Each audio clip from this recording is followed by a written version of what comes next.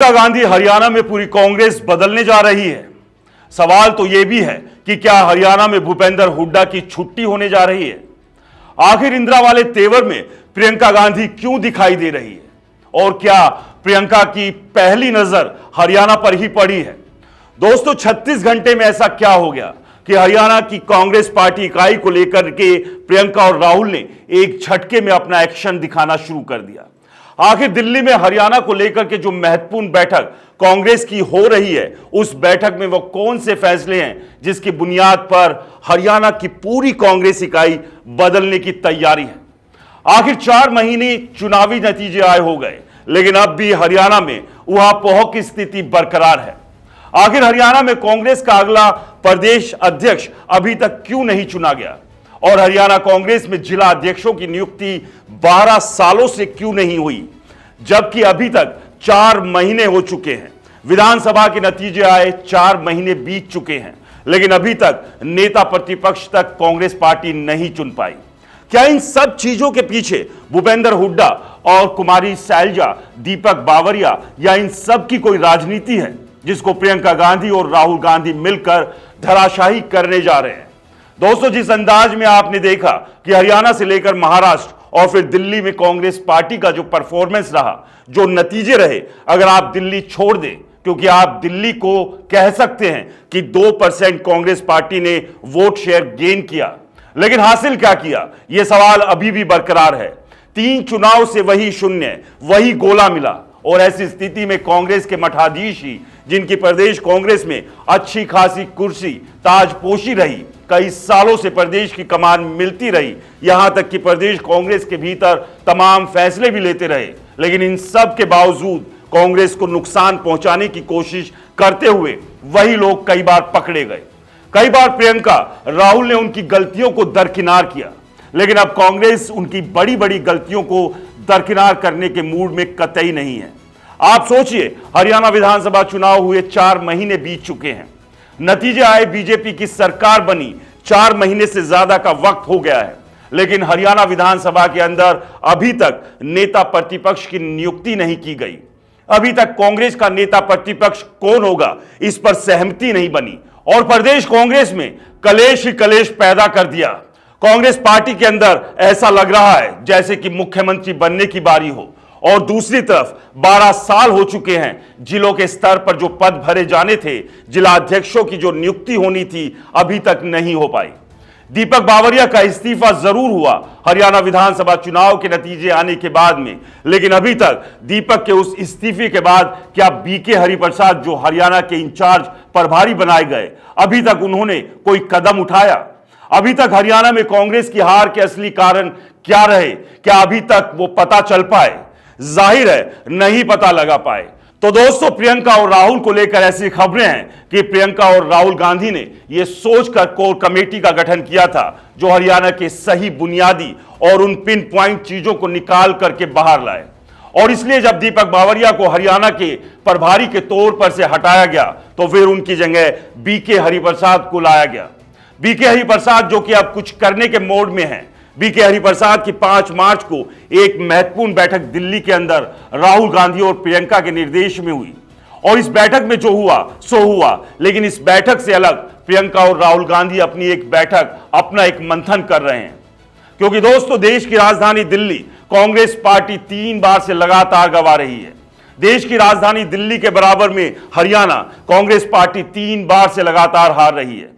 और यह कैसे हो रहा है, जहां कांग्रेस पार्टी का पूरा पॉलिटिकल सेटअप हो, पूरा आला कमान हो, उसी जगह पर कांग्रेस अपना संगठन नहीं बना सके। दिल्ली से जुड़े हुए हरियाणा में कांग्रेस की ऐसी स्थिति हो जाए और उसको ठीक करने के लिए जो कोशिशों के तौर पर कांग्रेस आला कमान जिन लोगों को नियुक्त करे, वही खेला कर जाए। दोस्तों, कांग्रेस की बात करें तो हरियाणा जीतने के लिए कांग्रेस पार्टी ने क्या किया?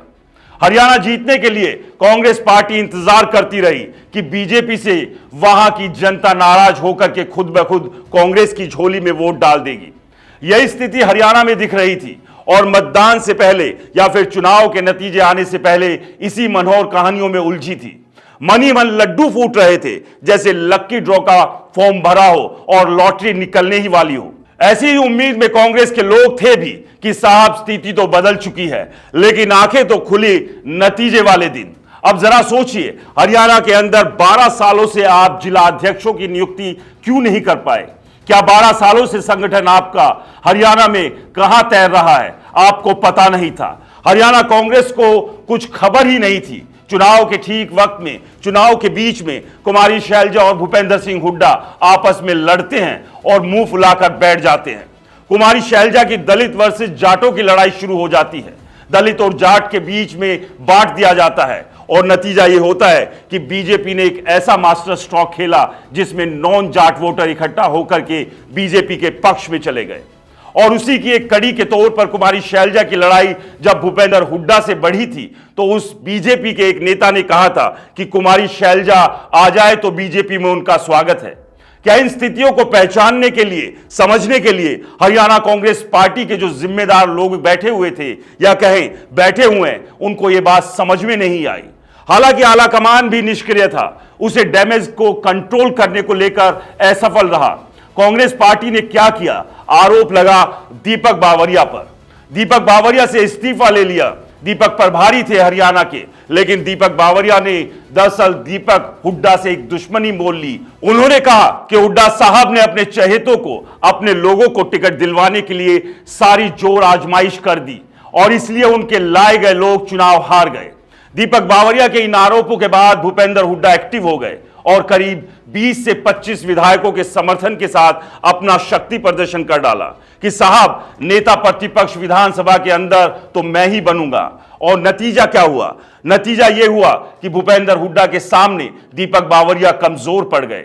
दीपक बावरिया को उनके पद से हटा दिया गया, उनकी जगह बीके हरिप्रसाद को लाकर खड़ा कर दिया गया। बीके हरिप्रसाद अब कुछ नया करना चाहते हैं और यह सब कुछ प्रियंका और राहुल गांधी देख रहे हैं और समझने में कांग्रेस लगी है।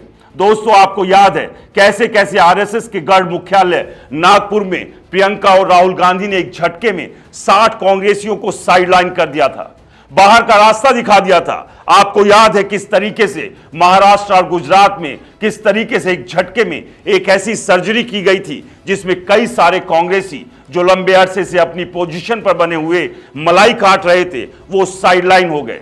तो दोस्तों, हरियाणा के अंदर हरियाणा की जो पूरी राजनीति एक वक्त में रणदीप सुरजेवाला के इर्द गिर्द थी, जो खुद को दिल्ली आला कमान के नजदीक समझ करके अपने बेटे को चुनाव जितवाने में पिछले चुनाव में हरियाणा में पूरी जोर आजमाइश करते दिखे। भूपेंद्र हुड्डा अपने वर्चस्व में लगे रहे, कुमारी शैलजा अपने वर्चस्व को कायम रखने के लिए मुंह फुलाकर चुनाव के बीच में बैठ गई। दिल्ली आकर के दीपक बावरिया पर आरोप लगे। टिकट बंटवारे को लेकर के जिस तरह की स्थिति सामने आई, वो वाकई अपनी हार का कारण अपने ही थे, यही बताती है।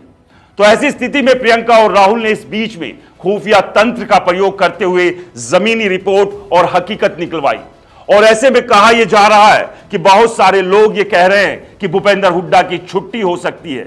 यह लगभग तय माना जा रहा है।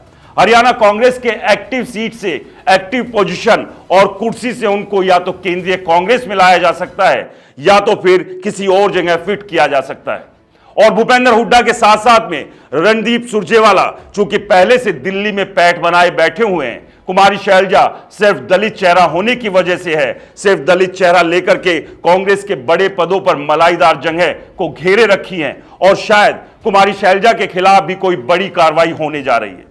ठीक वैसे ही जैसे एक वक्त में इंदिरा गांधी के सामने एक ऐसी स्थिति बन गई थी जब कांग्रेस पार्टी से कईयों को बाहर का रास्ता दिखाया गया।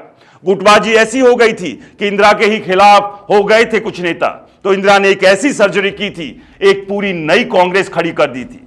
तो दोस्तों, क्या प्रियंका और राहुल एक नई कांग्रेस को खड़ी करने की स्थिति में हैं? और है तो इसका रिजल्ट भविष्य में पॉजिटिव होगा या नेगेटिव, क्या इसका अंदाजा लगाया जा चुका है? क्या इन सब के बाद यह फैसला लिया जा रहा है? तमाम सवाल है, लेकिन कहा यही जा रहा है कि प्रियंका और राहुल अपने अंदाज में, अपने तरीके से ना सिर्फ हरियाणा बल्कि हरियाणा, दिल्ली, उत्तर प्रदेश और दूसरी ऐसी जगहों पर नई स्ट्रेटेजी के साथ में आगे बढ़ने की कोशिश कर रहे हैं। और दोस्तों, ऐसे में भूपेंद्र हुड्डा अपनी काउंटिंग करें, कुमारी शैलजा अपनी काउंटिंग करें कि कितना वक्त बचा है। तो दोस्तों, ये थी हरियाणा को लेकर हमारी रिपोर्ट। अब देखना यह होगा कि राहुल गांधी और प्रियंका गांधी हरियाणा में कांग्रेस को बचाने के लिए कौन सा बड़ा कदम उठाते हैं। नमस्कार।